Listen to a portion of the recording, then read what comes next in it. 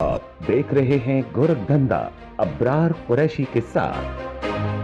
अस्सलाम वालेकुम, आप देख रहे हैं गोरखधंधा और आज के गोरखधंधा का तल्लुक खित्ता आज़ाद कश्मीर के साथ, वहाँ की हुकूमत, वज़ारत उज़्मा का मनसब, अदम एतमाद की तहरीक और सियासत। तो इस गोरखधंधा को सहाफ़ियों से बेहतर कोई नहीं जानता और आज बतौर सहाफ़ी अपने सीनियर बड़े भाई सहाफ़ी बशारत अब्बासी साहब आज के गोरखधंधा में हमारा साथ देंगे और खित्ता कश्मीर के लोगों के अंदर जो वसवसे हैं कि क्यों हुकूमत बदलेगी, कौन सा नया वज़ीर आज़म आ रहा है, अदम एतमाद की जो तहरीक है जिसको बाज़गश्त सुनाई दे रही है कि पेश होगी, उसकी हैसियत क्या है। इस ज़िमन में बशारत अब्बासी साहब आज के गोरखधंधा में हमारा साथ देंगे। अब्बासी साहब अस्सलाम वालेकुम। वालेकुम सलाम। बहुत शुक्रिया, आपने हमें वक्त दिया। आप इस्लामाबाद पाकिस्तान के दारुल हुकूमत में बैठे हैं और आपका जो अपना आबाई दारुल हुकूमत मुज़फ़्फ़राबाद है, वहाँ पे ये बाज़गश्त सुनाई दे रही है कि अदम एतमाद होगी। सबसे पहले ये बताइए, इससे कबल इस मौजूदा दौर हुकूमत में जो दौरानिया था, अब तक कितने वज़ीर आज़म तब्दील हो चुके हैं? बहुत शुक्रिया इब्राहिम साहब, मुझे अपने प्रोग्राम में गुफ्तगू करने का मौका देने का। वज़ारत उस तरह वज़ीर आज़म जो वज़ारत उज़्मा जो तब्दील हुए वज़ीर आज़म सरार अतीक साहब के खिलाफ नो कॉन्फिडेंस आई 2009 में। उसके बाद आफ्टर 9 मंथ्स या 10 मंथ्स हाजी याकूब साहब के खिलाफ तहरीक अदम एतमाद आई। उसके बाद फिर वज़ीर आज़म बने फारूक हदर साहब, उनके खिलाफ अदम एतमाद की तहरीक आई। फिर शरारती का दूसरी मरतबा वज़ीर आज़म बने। उसके बाद पीपल्स पार्टी के दौरे आगे जो इलेक्शन हुआ 2011 में, उसमें पीपल्स पार्टी का सिरदार आई। उसमें भी एक नो कॉन्फिडेंस की तहरीक आई चौधरी मजीद साहब के खिलाफ रशीद सुल्तान साहब की तरफ से, लेकिन वो नाकाम हो गई थी। उसके बाद जी नाकाम हो गई थी चौधरी मजीद साहब के खिलाफ नो कॉन्फिडेंस। तो इस मौजूदा दौरे हुकूमत में कितने वज़ीर आज़म बदले जा चुके हैं? 3। इस जो ये 2021 के इलेक्शन में 2000 ये इलेक्शन जो मौजूदा जो जा रहा है, ये 2021 के इलेक्शन 2021 में इसके इलेक्शन हुए थे। पीटीआई पाकिस्तान तहरीक इंसाफ का सिरदार आई थी और उसमें सबसे पहले जो वज़ीर आज़म नामजद हुए थे वो सरदार अब्दुल नियाज़ी आज़ाद कश्मीर के वज़ीर आज़म बने थे। 10 माह के बाद उनके खिलाफ अदम एतमाद की तहरीक आई तो सरदार तनवीर इलियास से वज़ीर आज़म आज़ाद कश्मीर बन गए। 9 माह वो सरदार तनवीर इलियास अदम एतमाद के जरिए नहीं गए थे, बल्कि उनको अदालत में हाई कोर्ट के 6 जजेस के पैनल ने उनको नायल करार दिया था। वज़ारत उज़्मा के लिए उनको नायल करार दिया था। उसके बाद जो अगले इलेक्शन जो कायदेवान बने वो चौधरी अनवार अल्लाह साहब। 48 मेंबरान आज़ाद कश्मीर की तारीख में पहली मरतबा ऐसा हुआ था कि चौधरी अनवार अल्लाह के बाद तो वज़ीर आज़म 48 मेंबरान असम्बली के वोटों से वज़ीर आज़म बने थे। अगर ये इतना बड़ा रिकॉर्ड है और 48 मेंबरान असम्बली ने खुद से वोट दे के अपनी मर्ज़ी का इस्तेमाल करते हुए अनवारुल हक साहब को वज़ारत उज़्मा के मनसब पे बैठा दिया, तो अब मसला क्या है उनके साथ? मसला असल में आप ये जो तहरीक अदम एतमाद की जो बातें ये शुरू दिन से चल रही हैं कि कभी मेरे ख्याल में चौधरी अनवार अल्लाह साहब को वज़ीर आज़म बने हुए कोई 2 माह हुए थे तो चल पड़ा था ये अदम एतमाद आई, दूसरी आई, तीसरी आई। ये रूमर अदम एतमाद के रूमर तो चल ही रहे हैं। बिलखुसूस जितने तहरीक अदम एतमाद के रूमर चौधरी अनवार अल्लाह साहब के से 18 या 20 माह के दौरे हुकूमत में चले हैं, इतने कभी नहीं चले। लेकिन उस आपने देखा होगा कि अदम एतमाद नहीं आई अभी तक। और मैं अब भी जब मैं हम एक दूसरे के साथ गुफ्तगू कर रहे हैं, मैं इस वक्त भी आई एम वेरी कॉन्फिडेंट कि तहरीक अदम एतमाद अनवार अल्लाह साहब के खिलाफ नहीं आएगी, ना कोई ला सकेगा। क्या गुज़श्ता रोज अपोजिशन समेत पीटीआई आज़ाद कश्मीर के अंदर पीटीआई अपोजिशन है, अपोजिशन लीडर समेत पीपल्स पार्टी के सदर, पीपल्स पार्टी अपोजिशन नून लीग ने असेंबली इजलास बुलाने के लिए एक रिक्वेजिशन जमा करवाई। आइन के मुताबिक आइनी कदगन है कि कोई भी असेंबली इजलास बुलाने के लिए 14 मेंबरान असेंबली के दस्तखत होना जरूरी है। उस रिक्वेजिशन पे 14 मेंबरान असेंबली के दस्तखत होना जरूरी है। ठीक है। तो गुज़श्ता कल जो तहरीक पेश की गई उसमें 14 मेंबरान असेंबली के दस्तखत भी पूरे नहीं हो सके थे। 9 मेंबरान असम्बली के दस्तखत थे या 10 असम्बली के मेंबरान दस्तखत थे, या इसलिए स्पीकर ने वो वापस कर दी थी कि इस पे आईनी का दगान है कि 14 मेंबरान असम्बली का दस्तखत होना जरूरी है। तो जब 14 मेंबरान असम्बली इजलास बुलाने के लिए 14 मेंबरान असम्बली का दस्तखत नहीं, तो तहरीक अदम एतमाद के लिए 27 मेंबरान चाहिए।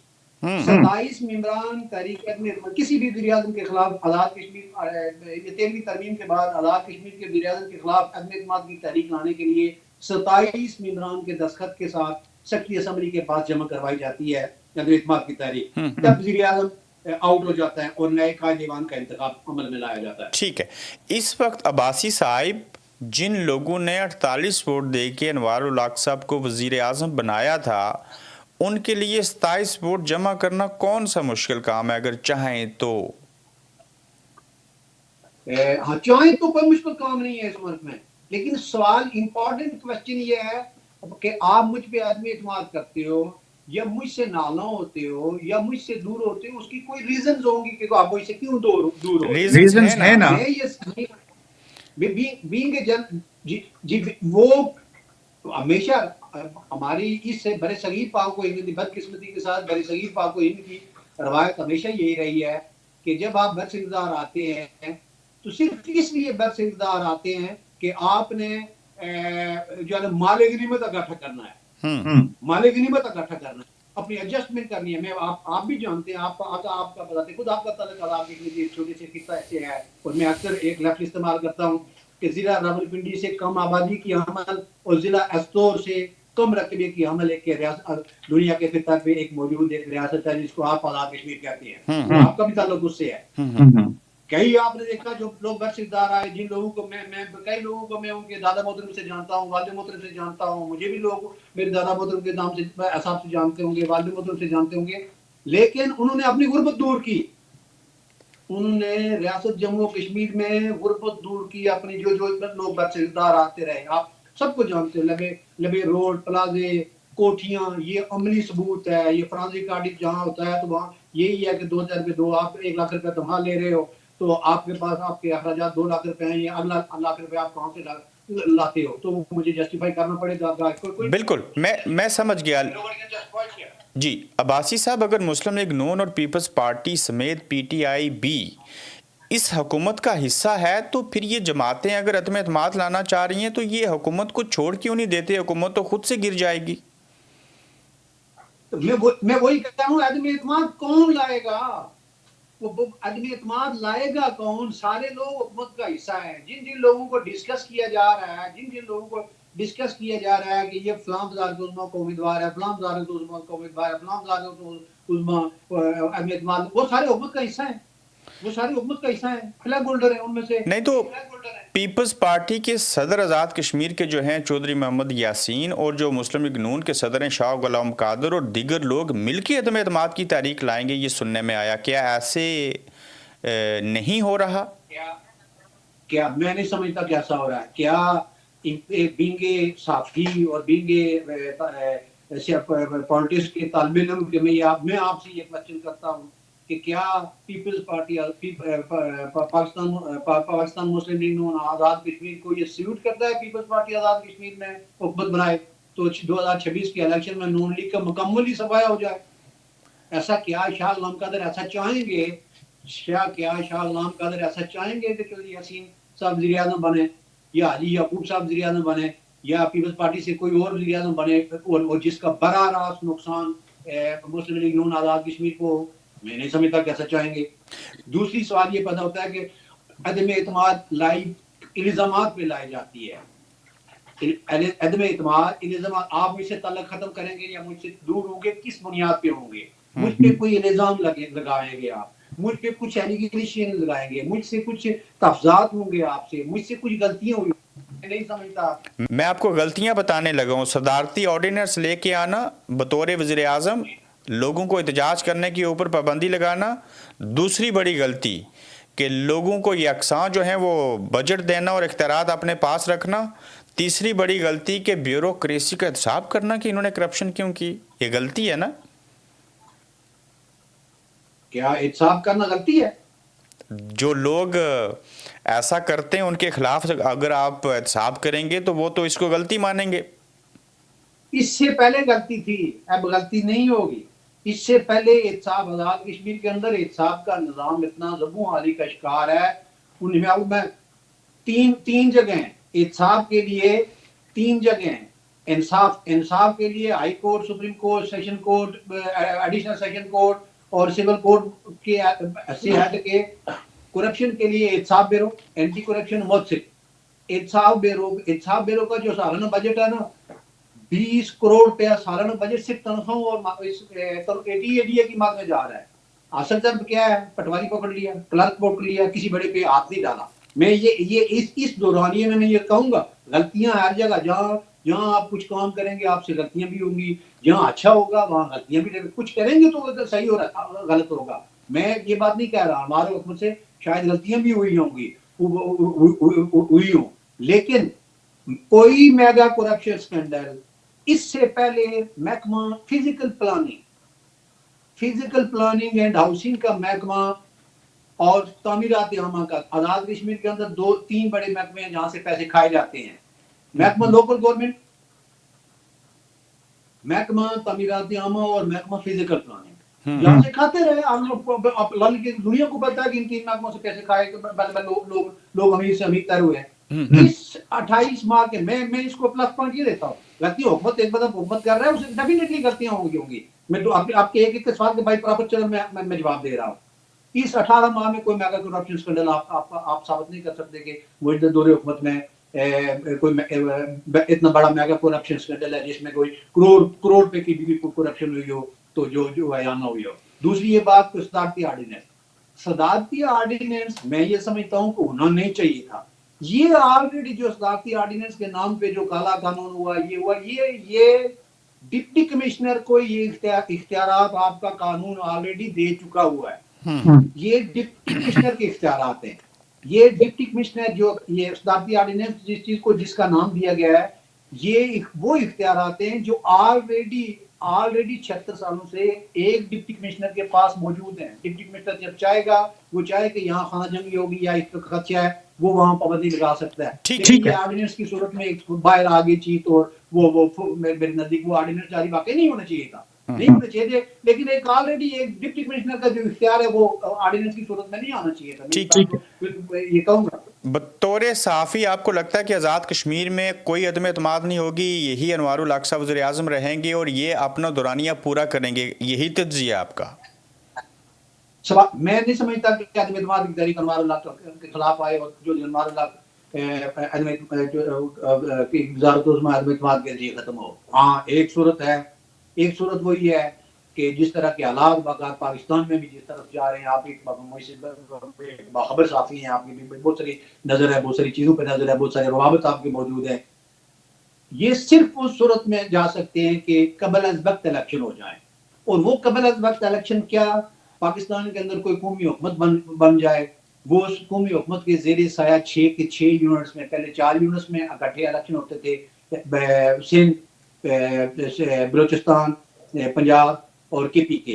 اب اگر ہوں تو وہ 6 یونٹس کو ملا کے یعنی آزاد کشمیر اور جی بی سمیت الیکشن ہو. ادروائز میں نہیں سمجھتا کہ آزاد کشمیر کے اندر کوئی نو کانفیڈنس آ رہی ہے یا کوئی نو کانفیڈنس کے ذریعے انوار الحق صاحب وزارت عظمیٰ سے چلے جائیں گے.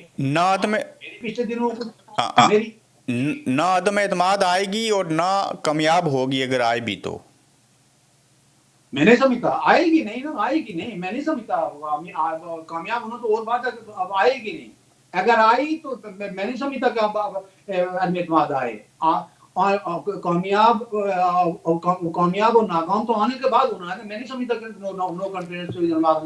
ٹھیک ہے. البتہ ایک بات ضرور ہے، میں 2-3 روز پہلے میری وزیر اعظم کے ساتھ ملاقات ہوئی، کافی دنوں کے بعد ملاقات ان سے ہوئی. وہ خود مظفرآباد تھے کیونکہ 4-5 ویک تو اس وجہ سے میری ملاقات ان سے 3 روز پہلے میری ان سے ملاقات ہوئی. انہوں نے کہا میں تھک چکا ہوں اس سسٹم کے ساتھ لڑ کے، میں تھک چکا ہوں. سچی بات میں بتاؤں، یہ الفاظ میرے یاد رکھیے گا، یہ بڑے ایک تاریخی الفاظ میں ان نے کہا جی کہ میں تھک چکا ہوں اس سسٹم کے خلاف. 76 سالہ جو چیزیں ہیں میں ان کے خلاف لڑ کے کون لڑوں جس جگہ لڑتا ہوں وہاں سے آگے سے اجدار میرے سامنے کھڑا ہے، اجدار میرے سامنے کھڑا ہے، اجدار میرے سامنے کھڑا ہے.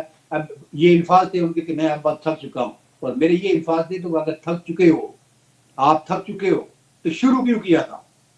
آپ کو تھکنا نہیں ہے، میرے الفاظ دے کے پھر شروع کیوں کیا تھا؟ اگر یہ آپ کہہ رہے الفاظ یہ کہہ رہے ہیں کہ میں تھک چکا ہوں تو پھر یہ کام شروع کیوں کیا تھا؟ صرف اس پہ غور کرنا. تو آپ ہمت رکھیں، اللہ سونے پتہ ہے. میں یہ سمجھتا ہوں کہ آزاد کشمیر کے اندر غلطیاں حکمرانوں سے ہوتی ہیں، کوئی مبررہ ہی نہیں ہے حکومت سے کہ کوئی بندہ یہ کہے کہ میں سے کسی حکمران سے غلطی نہیں ہوتی. جب آپ حکومت میں ہوتے ہیں تو ڈیفینیٹلی آپ سے اچھی غلطیاں بھی ہوتی ہیں، اچھائیاں بھی ہوتی ہیں. لیکن میں یہ سمجھتا ہوں کہ موجودہ دور میں اچھائیاں شاید زیادہ ہوئی ہے. بالکل ٹھیک ہے. میں چھوٹے چھوٹے 2-3 سوالات پوچھنا چاہ رہا ہوں. کیا صدر ریاست بیرسٹر سلطان محمود چودھری اور وزیر اعظم انوار الحق صاحب ایک پیج کے اوپر ہیں؟ میں سمجھتا ہوں ایک پیج پہ ہیں. مستقبل قریب میں کیا بیرسٹر سلطان صاحب نے اپنی برادری اور خاندان کی سیاست کی ڈوریں جو ہیں وہ انوار الحق صاحب کے ہاتھ میں دے دی ہیں اور متفق ہیں اس بات کے اوپر؟ اس بات سے میری معلومات نہیں ہے کہ انہوں نے اپنی ڈوریں ان کے ہاتھ میں دے دی ہیں، اس بات سے میرے پاس معلومات نہیں ہے. لیکن میں اس وقت تک کا میں یہ کہہ سکتا ہوں کہ بیرسٹر سلطان صاحب اور چودھری انوار الحق صاحب ایک ہی پیج پہ ہیں. وہ کہ ملاقاتیں آپ کو بہت ساری اعتراضوں سے، اللہ پاک کے بیرسٹر سلطان صاحب کو صحت دے، وہ پیران ان کی صحت کے اعتبار سے وہ کافی سارے کمزور ہیں، اللہ پاک ان کو صحت کاملہ عطا فرمائے. لیکن اس وقت تک تو وزیر اعظم اور بلکہ کل ملاقات بھی ہوئی ہے، پرسوں دونوں صدر وزیر اعظم کی ملاقات بھی ہوئی ہے پرسوں. کیا آزاد کشمیر کے اندر ایک نئی ریاستی جماعت بنانے کی کوشش کی گئی؟ کوشش کی گئی اور اس کی گئی معمولی سا اس کے لیے انیشیٹو لیا گیا تھا، بعد میں بریک ہو گئی تھی. اس کے بعد پھر میں اب یہ سمجھتا ہوں کہ کچھ لوگ یہ سنجیدگی سے یہ سمجھ رہے ہیں کہ مسلم کانفرنس کو دوبارہ متحد کیا جائے، ریاستی جماعت ہے مسلم کانفرنس کو دوبارہ متحد کیا جائے. معلوم نہیں ہوئے گی یا نہیں ہوئے گی اس کا مجھے نہیں معلوم، لیکن کچھ لوگوں کی کوشش ہے، پولیٹیشنز کی کوشش ہے کہ مسلم کانفرنس کو دوبارہ متحد کیا جائے. اور کچھ ایک سیکٹر ایسا بھی ہے، کچھ لوگ ایسے بھی ہیں، تو تعداد کے اعتبار سے 4 یا 5 لوگ ہوں گے کہ جو یہ چاہتے ہیں کہ ایک اور ریاستی پارٹی بھی بنائیں جہاں کمفرٹیبل طریقے سے وہ چیزیں ہو سکیں. لیکن معلوم نہیں، میری اس حوالے سے میری زیادہ کوئی وسیع معلومات نہیں ہے. ٹھیک ہے. وہ یہ بھی سوچ رہے ہیں کہ تمام پاکستان کی وفاقی جماعتیں ختم ہو جائیں اور آزاد کشمیر میں مسلم کانفرنس یا آزاد مسلم کانفرنس کو زندہ کر کے 2 ریاستی جماعتیں بن جائیں اور 2 جماعتی نظام یہاں پہ چلے. بہرحال وہ تو چیزیں نہیں ہوگی، لیکن آپ کے دوست اور موجودہ وزیر اعظم انوار الحق صاحب، آپ کے بقول جاننا چاہتا ہوں وہ اس وقت کس سیاسی جماعت کے اندر ہیں؟ وہ کسی بھی سیاسی جماعت اس وقت کسی بھی سیاسی جماعت کے اندر موجود نہیں ہے. وہ پی ٹی آئی کے ٹکٹ پہ اس دفعہ الیکشن لڑے تھے، پی ٹی آئی کے ٹکٹ پہ وہ الیکشن میں کامیاب ہوئے تھے، پی ٹی آئی کے ٹکٹ پہ ممبر اسمبلی بنے تھے. بعد میں جب وزیر اعظم بنے تو یہ 48 ممبران میں پی ٹی آئی پوری کی پوری پی ٹی آئی تھی. 48 کا جب ووٹ جب وہ وزیر اعظم بنے ہیں تو پی ٹی آئی کے تمام ممبران اسمبلی نے ان کو ووٹ دیے، باشمول ان سب کے. اب تو 7 رکنی ہے، 7 یا 8 رکنی اپوزیشن ہے، 22 لوگ ان کے ساتھ ہیں، 22 سے جو فارورڈ بلاک بن کے ان سے گئے تھے. لیکن جو آج کی اپوزیشن پیپل پارٹی ہے، ایون خواجہ فاروق صاحب نے جو آج اپوزیشن لیڈر ہیں، انہوں نے بھی وزارت عظمیٰ کے لیے انوار الحق صاحب کو ووٹ کیا تھا. ٹھیک ہے.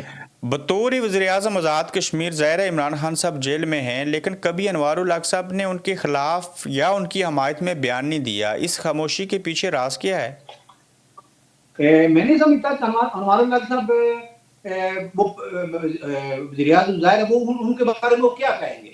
انوار الحق صاحب عمران خان کے جس بندے کے ٹکٹ پہ وہ کامیاب ہوئے اس بندے کے بارے میں کیا کہیں گے. ایک تو بندہ کرائسس میں ہے، جیل میں ہے، چیزیں اور طرف ہیں. آزاد کشمیر تھوڑا سا بالکل سائڈ پہ ہے. آزاد کشمیر کا صدر وزیر اعظم اگر یہاں پاکستان کے کسی پولیٹیشین کے خلاف کوئی بات کرے گا بھی تو کیا ہو جائے گا. ہاں سوائے بینگ ریاستی ایک وزیر اعظم کی حیثیت سے اگر پاکستان وہ ڈفرینٹ بات ہے. لیکن میں نہیں سمجھتا کہ اس وقت تک انوار الحق صاحب نے کوئی اس طرح کا کوئی انیشیٹو لیا ہو، کوئی انتقامی وہ کیا ہو کسی کے ساتھ. تو یہ اس طرح کی صورت ہے. لیکن چونکہ یہ واحد حکومت ہے, مختلف الخیال, مختلف العقائد, مختلف النظریات, مختلف القبائل, مختلف آپ کہہ سکتے ہیں پارٹیز کی حکومت ہے, ممبران اسمبلی کی حکومت ہے. یہ عباسی صاحب ایک ایسی حکومت ہے جس نے جمہوریت کا, سیاست کا ستیہ ناش کر دیا ہے. تو تمام جماعتیں حکومت کا ایسا ہے, اپوزیشن ہے ہی کوئی نہیں ہے. آپ مجھے یہ بتائیں, اپوزیشن اتنی بھی نہیں ہے کہ وہ اتنے ووٹ ہوں کہ وہ اجلاس بلانے کے لیے جو ہے وہ قرارداد یا سیکرٹری کو جمع کروا سکیں. 4 آپشن دیتا ہوں, ان میں سے ایک کا انتخاب کیجیے گا. ان میں سے کیا ہو سکتا ہے انوار الحق صاحب کے حوالے سے؟ کیا وہ پی ٹی آئی کے اندر دوبارہ چلے جائیں گے حالات کی نزاکت کو دیکھتے ہوئے؟ کیا نون لیگ یا پیپلز پارٹی میں چلے جائیں گے, یا کسی بھی جماعت میں نہیں جائیں گے, یا نئی ریاستی جماعت کوئی بنے گی جو بھی اس کا حصہ بنے گی؟ میں یہ سمجھتا ہوں کہ پیپلز پارٹی کے ساتھ ان کی زیادہ میچور انڈرسٹینڈنگ ہے. اس کی وجہ ان کے والد محترم پیپلز پارٹی کے ٹکٹ پہ پہلی دفعہ ممبر اسمبلی بنے تھے. ان کے والد محترم پیپلز پارٹی کے پلیٹ فارم سے سینئر منسٹر آزاد کشمیر بنے تھے, اور ان کے والد محترم پیپلز پارٹی کے بانی عہدیداروں میں بھی رہے ہیں. اس وقت جو فی زمانہ جو پارٹی ہمارے یہاں موجود ہے, میں یہ سمجھتا ہوں کہ وہ سب سے زیادہ کمفرٹیبل ہے پیپلز پارٹی کے ساتھ زیادہ کمفرٹیبل ہے. پیپلز پارٹی کے وزراء ان کے ساتھ زیادہ کمفرٹیبل ہے. اس میں فیصل راٹھور صاحب آتے ہیں, پارٹی سیکرٹری جنرل ہیں, اپنا جاوید ایوب صاحب ہیں, پارٹی سیکرٹری اطلاعات ہیں, یہ قاسم مجید صاحب ہیں, پھر دوسرے ضیاء القمر ہیں. پھر اس طرح پیپلز پارٹی کے ساتھ ان کی اس وقت زیادہ میچور انڈرسٹینڈنگ پارٹی کے ساتھ انڈرسٹینڈنگ ہے, تو وہ پیپلز پارٹی کے ساتھ زیادہ ان کی میچور انڈرسٹینڈنگ. ٹھیک ہے, آپ نے کہا کہ میں وزیر اعظم سے 2 روز قبل ملا اور وزیر اعظم نے کہا کہ میں تھک چکا ہوں, میں ہار چکا ہوں, میں نے مایوس ہو کے گناہ کر لیا. ہار کا لفظ نہیں استعمال کیا انہوں نے, کہ ہار نہیں, انہوں نے کہا کہ میں اس سے 76 سالہ گند کے ساتھ لڑتے میں تھک گیا ہوں یار. یہاں جس جگہ ہاتھ ڈالو وہاں آگے اقدار نکلتا ہے, جس جگہ ہاتھ ڈالو وہاں اقدار نکلتا ہے, میں تھک گیا ہوں. تو میں نے یہ لفظ استعمال کیا تھا کہ میں کا تھکنا نہیں ہے, یہ تو جب آپ تھک رہے ہیں تو یہ سوچنا آپ نے یہ شروع کیوں کیا تھا. ہارنے کا لفظ ان کی وہ تو لفظ ہی نہیں نا, ان کے مزاج میں ہی نہیں ہے کہ ہار جاؤں گا. یعنی کہ وہ اس سسٹم کو اب بھی ٹھیک کرنے کا ارادہ رکھتے ہیں, جو عدم اعتماد کی باتیں ہوں, جو مرضی ہو. 100% وہ اس سسٹم کو ٹھیک کرنے کا ارادہ رکھتے ہیں, ارادہ نہیں یقین رکھتے ہیں. اور وہ میں یہ سمجھتا ہوں کہ 50% وہ اس سسٹم کو درست کر چکے ہیں. کل ایک بات یاد رکھیے گا, کل وزارت عظمیٰ کی ایک چاشنی ہے, چودھری انوار الحق صاحب نے جو ہے نا وزارت عظمیٰ کی چاشنی کو اتنا وہ پھیکا کر دیا ہے نا. اب جو آدمی وزیر اعظم بنے گا, کوئی بھی آدمی آئندہ بھی جو بنے, آئندہ الیکشن میں بنے, اس کے بعد بنے, اس کے لیے یہ پھولوں کی سیج نہیں ہوگی. یہ بڑا مشکل ہوگا. کیونکہ انوار الحق صاحب نے یہ پرائم منسٹر وہ اقدامات اٹھائے ہیں کہ جو آئندہ کے وزیر اعظم اگر اٹھائے گا تو اس کو بڑی تکالیف سے گزرنا پڑے گا. وہ تکالیف کیا؟ مثال کرپشن روکنا. وہ تکالیف کیا؟ دیانتدار سیکرٹری کی تعیناتی. وہ تکالیف کیا؟ ایک اس کی دیانتدار افسر کی تعیناتی. یہ بڑی باعث تکالیف چیزیں ہوتی ہیں بعض لوگوں کے لیے. میں نے ایک دفعہ ایک مثال آپ کو دیتا ہوں. میں نے ایک دفعہ کسی بندے کی سفارش کی, ایک صاحب کو, ایک وقت آج سے 10 سال پرانی بات میں آپ کو بتا رہا ہوں. تو میں نے ان کو پوچھا, میں نے کہ یہ ڈی ایس پی صاحب نے, انہوں نے مجھے کہا اگر ان کو فلاں جگہ لگا دیں, تو انہوں نے کہا بالکل میں آپ کے حکم کی تعمیل ہوگی. تو جس دن انہوں نے مجھے کال کی کہ میں آئی جی صاحب کے ساتھ ملاقات کے لیے جا رہا ہوں, تو مجھے یہ بتائیے گا کہ یہ کیسا بندہ ہے, یہ جس کی آپ نے سفارش کی تھی کہ ڈی ایس پی کو فلاں جگہ اگر لگ جائے. تو میں نے کہا وہ دیانتدار آدمی ہے. انہوں نے کہا پھر دیانتدار آدمی کا کیا کام ہے وہاں لگنا. یہ ایگزام دے رہا ہوں, ٹھیک ہو گیا. دیانتدار آدمی کا کیا کام ہے وہاں لگنا. بالکل ہمارا سسٹم آج تک صرف اس وجہ سے ٹھیک ہے. 44 ارب روپیہ ہے, دو محکموں کا بجٹ 44 ارب روپیہ ہے. پی پی ایچ اور تعمیرات عامہ کا بالکل 44 ارب کا. اگر 44 ارب آزاد کشمیر میں اس ضلع راولپنڈی سے کم آبادی کی عمل ریاست اور ضلع رفتور سے کم رقبے کی عمل رکھے, 1 سال کا بجٹ ہے 44 ارب روپیہ. یہ 2 سالوں میں سسٹم ہی سارا چینج ہو جاتا ہے. آپ کو سڑکیں نہیں یہاں 4 روپیہ سڑکیں نظر آئیں. بالکل ایسا ہی ہے، بالکل آپ ٹھیک کہہ رہے ہیں ناظرین. یہ تھے بشارت عباسی صاحب، سینئر صحافی اسلام آباد سے، جنہوں نے آزاد کشمیر کی موجودہ سیاسی صورتحال کے اوپر ہم سے بات کی. عباسی صاحب آپ کے وقت کا بے حد شکریہ. بہت شکریہ. آپ دیکھ رہے ہیں گورکھ دھندا ابرار قریشی کے ساتھ.